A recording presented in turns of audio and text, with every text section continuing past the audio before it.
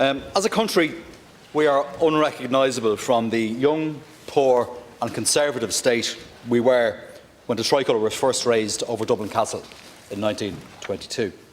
We're now richer than we've ever been in our history, more liberal, more open, diverse, welcoming and confident as a society than anyone could have imagined even half a century ago. Ireland, though, is unfinished business. The idea of Ireland is a work in progress. Now, by standard international measurements, Ireland appears to be doing well. The third most competitive country in the world, 8th in the UN Development Index, a sophisticated economy, high levels of third-level education. We're healthier now than ever. We're living much longer than our grandparents did. Now, Labour is a patriotic party. We've always tried to put our country first, even when it might have been easier and more politically opportune and expedient to stand aside. We're proud of many of our country's achievements, but a party that cares about our country has a duty to highlight our problems too. And there are many of them. And we also have a responsibility to provide solutions. And we do. Put simply, we are nowhere near as well off as we think we are. For too many citizens, Ireland is falling short. And we need an Ireland that works for all. So today marks the culmination of the longest run into a budget in history. This summer we've seen more kites flown by government than you'd find on Bettystown Beach in a good July. Some of the once-off shock and awe measures unveiled today flatter to deceive. Now, a €4 billion self-proclaimed bonanza is really designed to take the bare look off the meagre budget for 2023. A lot of money spread so thinly that some won't even notice, while many, far too many, will still need more by the time this winter is out. Now, the mantra of this budget was supposed to be targeting. That was the central theme. Targeting, targeting, targeting. And on the evidence of this budget, your shooting ministers is way off. Take your income tax measures, for example. The reality is that, thanks to your income tax measures next year, somebody earning €100,000 will be €831 a year better off. Now, contrast that with the situation for somebody who's earning between €25,000 and €35,000. They will earn an additional €4 a week, €191 a year. And that's going to cost over €1 billion. €1 billion. And when you consider many of the tax cuts that are proposed actually won't even apply to people on under €40,000 outside of some small adjustments to USC. 1.2 million taxpayers will hardly feel any difference whatsoever. And all that any of today's pre-Christmas measures can promise is a temporary respite. A few weeks of a break from a permanent cost of living crisis felt by far too many citizens, those who are always running to just stand still. The people a two-tier Ireland is leaving behind. Wads of cash thrown about like snuff at a wake, but with little honest reflection from this government as to why it is that this state has to do so much heavy lifting in the first place to keep working people off the breadline. Now, the naked reality is that when we strip away the €4.1 billion sugar hit between now and New Year's Eve, what we have before us today is a budget package for next year that will, in truth, do little or nothing to transform this country. And once the hangover wears off in January, it will soon dawn on all of us, certainly on government, that another mini-budget will be required to support households. There's nothing in Budget 2023 to fulfil the modest hopes and dreams of our people who wish for something different. A chance to live securely, to perhaps own their own home, to not have to worry about the cost of having a family, the hope that your hard work and long hours might be rewarded with better pay, the ambition of an Ireland that works for all. Now, for far too many, the harsh reality is that Ireland is simply not working. Our market knows best housing model is trashed. Vital climate targets are being missed. The cost of looking after our youngest is soaring. And the scandal of low pay diminishes and destroys us bit by bit every day. And now we're faced with the dire prospect of almost half of Irish households entering into energy poverty. And yet, just like the Conservative Party across the water, we still haven't decided to impose a windfall tax levy on the disgusting profits of energy companies. It's a case of wait and see what the European Commission does, always kicking the can down the road. Now, every year's budget gives an insight into a government's priorities, a government's philosophy, what it's made of, what drives it, what keeps its members awake at night, apart from, of course, from who's going to be the next president of the Eurogroup, that is. Now, the tests for this package are clear. They're straightforward. Will this budget keep people warm in their homes this winter and into next year? Will you properly use taxpayers' hard-earned money to stop low and middle-income households from going under? Will people be able to make the rent or the mortgage? Will you put those who are finding it hardest to cope first? And manifestly, you didn't. Just look at your tax decisions. And critically, will you, as a government, be able to keep the lights on this winter? Because if it's a case of lights out in Ireland this winter, it's going to be lights out for this government too, plain and simple. Now, this is a crisis like no other, and it demands a response like no other, a response that meets the scale and seriousness of the crisis. It's not the 1970s, neither is it the 2000s when Fianna Fáil last left the country in tatters. And here's the difference. In 2022, thanks to the hard work of the Irish people, Ireland is one of the richest countries in the world. But that's hard to credit when I see proud, hard-working people handing back food they can't afford when they get to the top of the queue at the supermarket checkout. And I've seen too much of that already this year, and I don't want to see it again. It's these families that you need to think about today. That's how we need to address this budget, through that prism. Will this budget work for them? Will what you've announced today mean that they can take their shopping and their human dignity home with them intact this year and next? You see, the rude health of the national finances means next to nothing if the family finances are about to give way. And to borrow a phrase from the great John Hume, you can't eat good GDP figures. Impressive exchequer returns, massive tax revenues alone won't heat our homes. But the cash available to government will, but only if the right and equitable choices are made.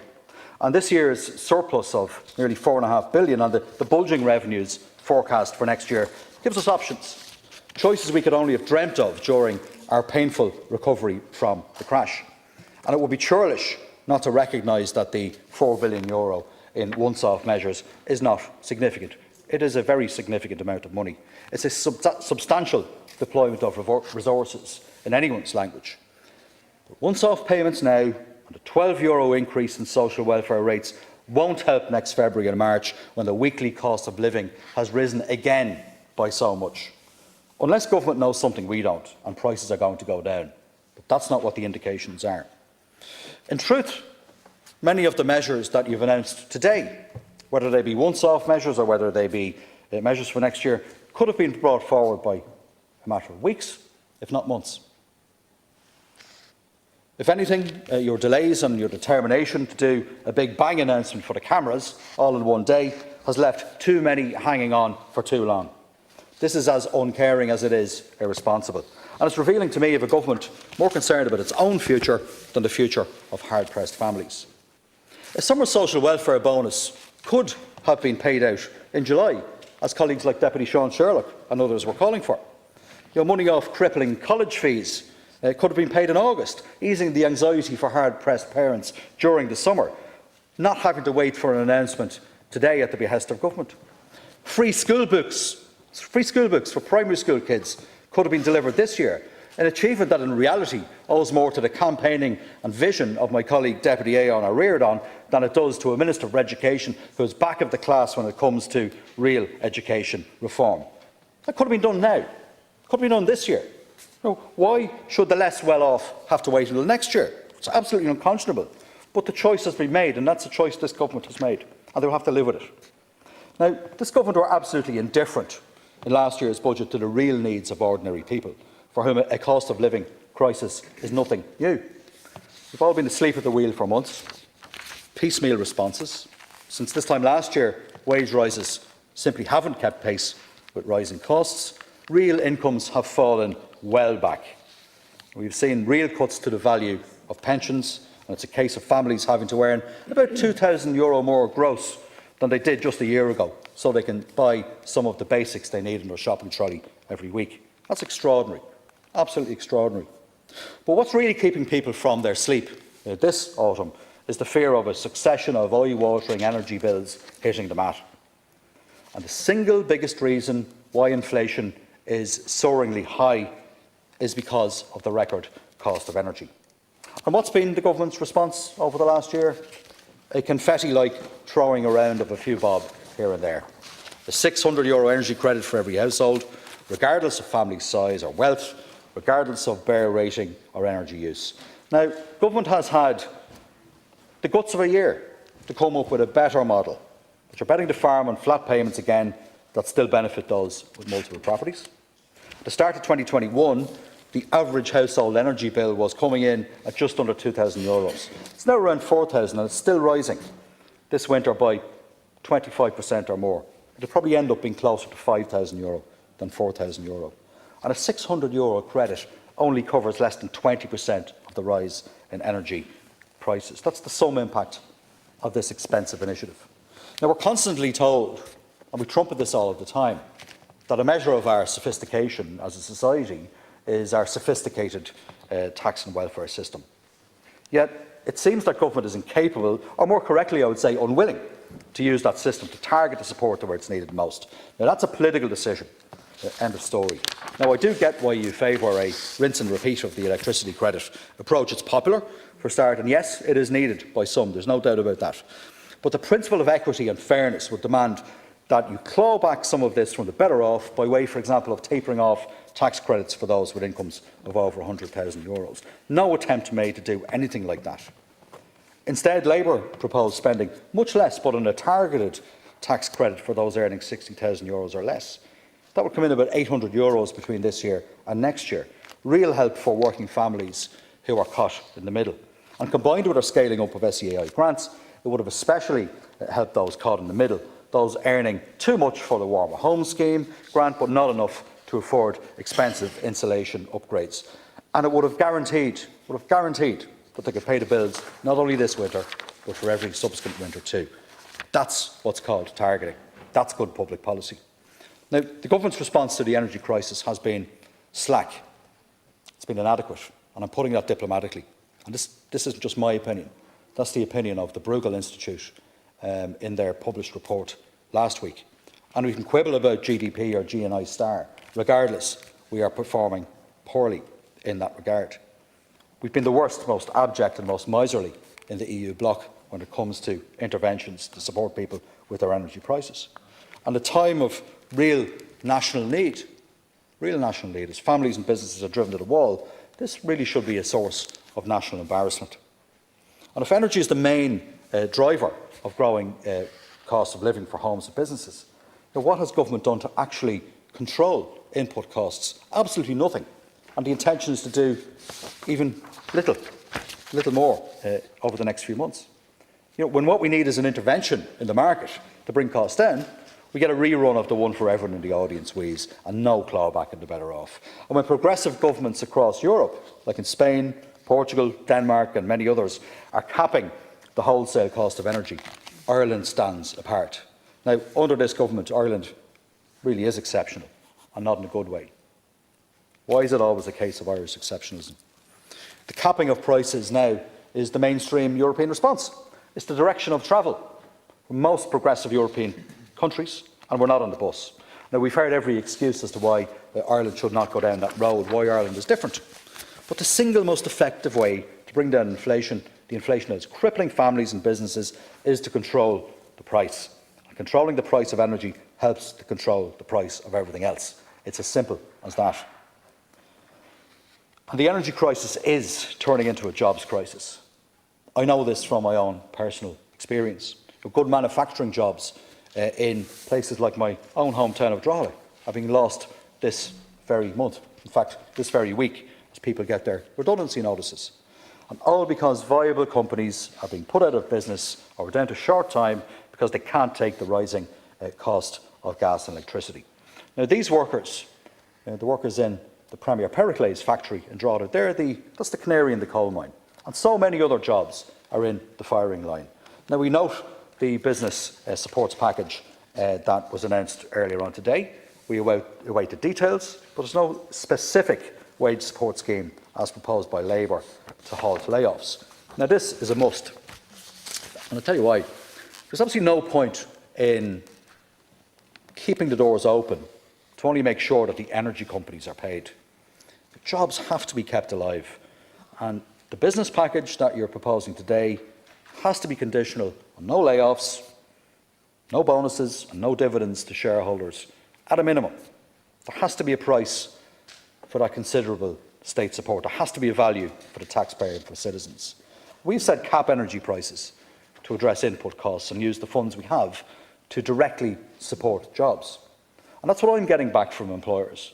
Whatever about support for energy costs, we need support to make sure that we're not laying people off. Now, we all know that businesses need to be supported, and we support that principle. But this has to be allied with a demand not to cull jobs. We need to learn the lessons of the COVID schemes. Hear, hear. Now, the energy companies most absolutely love Ireland. It's heaven for me, free market profiteers. We've a regulator that seems to me to be nothing but an enabler for the big energy companies. We have an agency with a consumer mandate, apparently, that is powerless to act for consumers on crazy, unjustifiable standing charges, even when homes are set to freeze. And coupled with this, we have a government that, despite Labour's call for windfall tax on the hyper profits of energy firms, even before the illegal invasion of Ukraine, still hasn't managed to put one in place. Still hasn't managed to do it. They did it in Spain, for example, several months ago, the mark of a progressive government. And before anyone mentions our reliance on gas from overseas, think about the Corrib field for a minute. The field off the coast of Mayo gives us over 30% of our gas. Now, their owners, including Vermilion, a Canadian firm, have boasted extraordinary pre-tax profits of €1.4 billion Canadian dollars in 2021. Now, imagine what profits they will post this year. Just imagine. Yet they'll still carry on untouched by the Department of Finance. Now, in contrast, Labour has proposed that we would claw back up to €1.2 billion with a 30% extra levy on windfall gains on these outfits. Laskin Corla, there really is a special place in hell for those who profit off the back of war and human misery. And government is letting these companies away scot-free. Still no windfall tax. Now, energy is a public good, and especially now. And Labour has proposed, a number of weeks ago, in a very considered way, using the same laws that we used in the 1970s during the oil crisis to take the Corrib field under control for the emergency period. And we have options the government continuously ignores, options that appear to be too radical for some, but they are now part of the European mainstream. Why are we always last to learn the lesson? Germany nationalised 3 oil companies last week to secure their supply and to help them to manage costs for consumers. Now, 4 short years ago, we never would have envisaged a situation where we, on an overnight basis, privatised private beds in private hospitals to help us fight COVID-19. And we need today the same sort of fresh thinking to tackle this crisis and to keep people warm in their homes. And I'd say this to government: take off the ideological blinkers and let's decide instead to do what works for our people. And these massive profits are particularly hard to take when workers are now having to endure real cuts to pay and to their living standards, with no sign of a let-up next year. None. Inflation is now running at 3 times the rate of wage increases. And those who are on the lowest incomes are feeling it the worst.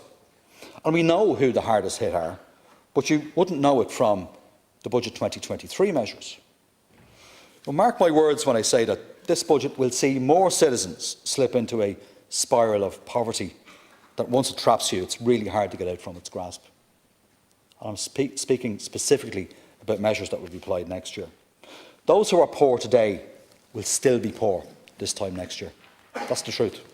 This budget won't change this. And we'll be back here again next spring mark my words, having the same arguments, having a discussion about emergency interventions to assist those who need the most help, because Budget 2023 is inadequate and it will fail. A government that's serious about supporting those with the most need would bring weekly payments for pensioners, for carers and the disabled above the rate of inflation, or at least to match it, around about €20, as we have proposed.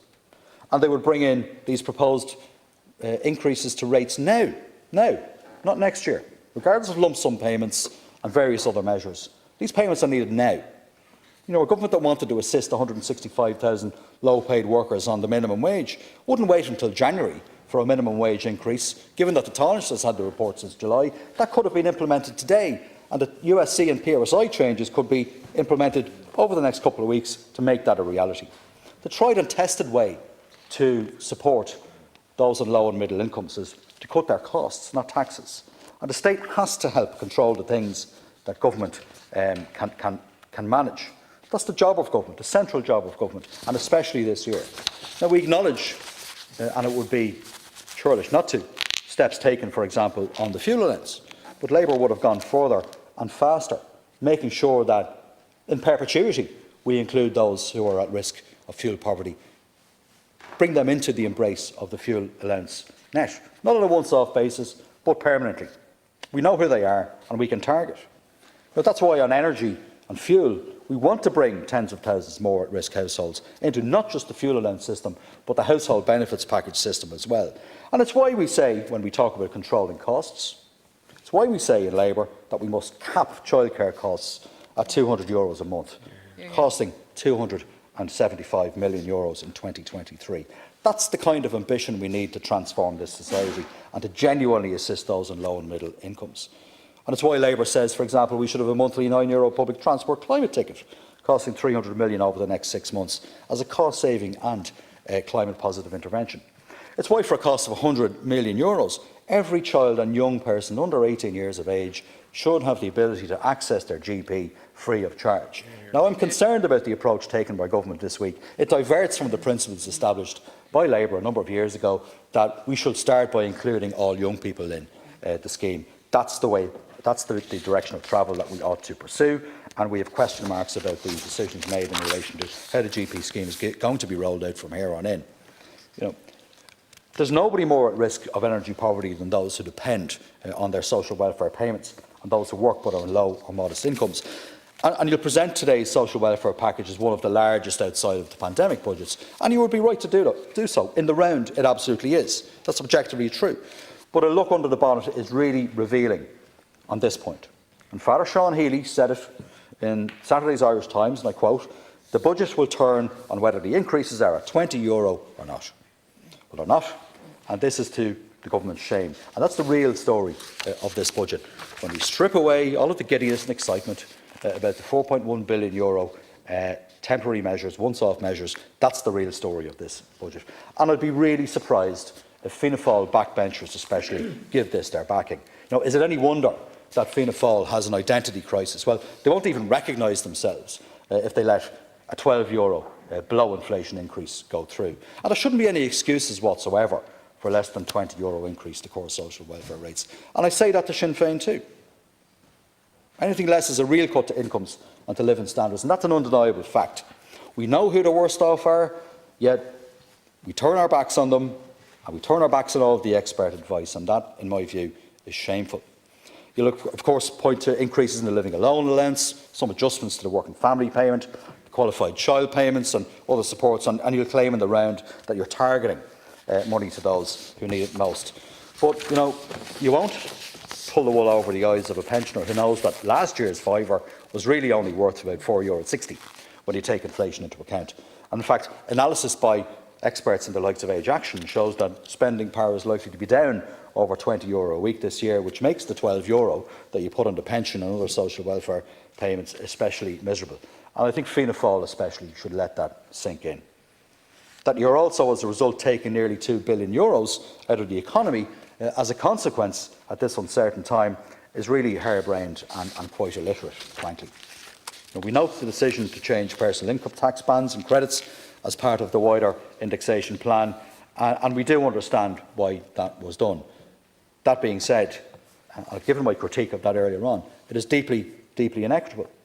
And we will be making our concerns more widely known about that and making some proposals in the context of the finance bill about how that can be made more equitable by, for example, reducing credits for those who are on 100,000 or more.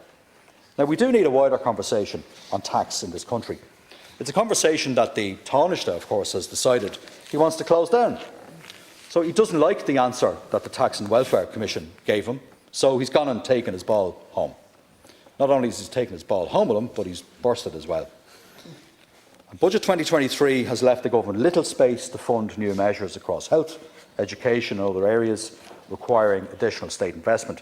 Close to half of the 6.7 billion available is to meet standstill demands. So in reality, as prices rise, spending that's earmarked for public services will deliver less and less, regardless of the spin that will be put out by government today. What we're going to see next year, because of the Conservative framework adopted by this government, is in reality a diminution of already stretched public services. That's why we've argued that almost €3 billion could be raised from additional taxes on non-productive assets and wealth, just like the direction of travel in the Tax and Welfare Commission's analysis and recommendations, which were so petulantly trashed by the leader of Fine Gael and his backbenchers too, as soon as the report was printed. Labour wants to see an Ireland that works for all, and we're honest enough to know that the things we want, the things our country needs, affordable childcare, our transformation to a carbon-free economy, a health service we can all be proud of, they all need to be paid for. And the same honesty should be demanded of the government and of Sinn Féin too, who have yet to respond to the Tax and Welfare Commission's report for fear that they might discommode somebody. The Taoiseach's denunciation of the Tax and Welfare Commission reminds me of Michael Gove and his "we have had enough of experts" swipe, when he didn't like the warnings that he heard from the self-same experts about the impact of Brexit. Now, this is very, very dangerous territory, and the Taoiseach, though, has at least done us a favour. Any pretence that he is some kind of social democrat in centre-right clothing, it's gone. We now know, without any doubt, whose side he's on. The mask really has slipped. But climate is our existential crisis, but this budget is weak on measures that grasp the urgency of the moment. Where are the radical measures to reduce our growing emissions? We're one of the worst performers in Europe. You wouldn't think so by reading this budget. It's jaw-dropping how little it does in terms of promoting a drop in emissions. We've called for a €9 a month climate ticket, massive increases in retrofitting, huge additional investment in solar to add more generating capacity and to reduce bills. But the day-to-day crisis that's crippling families is housing. And we have a chronic underinvestment in social and affordable housing. And there's very little that you had to say, Minister, today on additional capital to provide for the needs that we have. We need a winter ban on evictions, stop the flows into emergency accommodation. We need to freeze rents. Alan Kelly did it before, and you claim you can't do it. That's nonsense. The targets for new social bills next year is 9,100, and we know that this year's targets won't be met. And yet you will all stand up here today with a straight face and defend housing for all. A policy now that has been so fatally undermined that you really should go back to the drawing board. And in fact, the reality is that tax relief for landlords and tax credits for tenants is an admission of failure on the government's part. That's a solid admission that housing for all is simply not working. And without an increase in the existing capital budget, housing completions next year also won't be met. We know that construction inflation is running at 14% or more, and that means without more resources, the state will build fewer homes if you continue to rely on the same quantum of money. The budget isn't climate-proofed, it isn't poverty-proofed, it's not housing-proofed. It's only politically proofed, designed to get this government to the other side of the game of musical chairs in government buildings that will come to a conclusion now in the middle of December. It fails, manifestly fails, to address the crises our country faces. And by committing over €1 billion tax cuts instead of building more homes, instead of reducing emissions and eliminating poverty. We know what your priorities are. And I'd say to people, don't get too distracted or caught up by the once-off spending frenzy. Because the clear message is this. The clear message is this. Once we get to the new year, it's back to business as usual.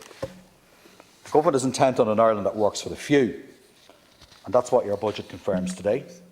When the dust settles, that will be clear to everyone. And in contrast, Labour wants an Ireland that works for all.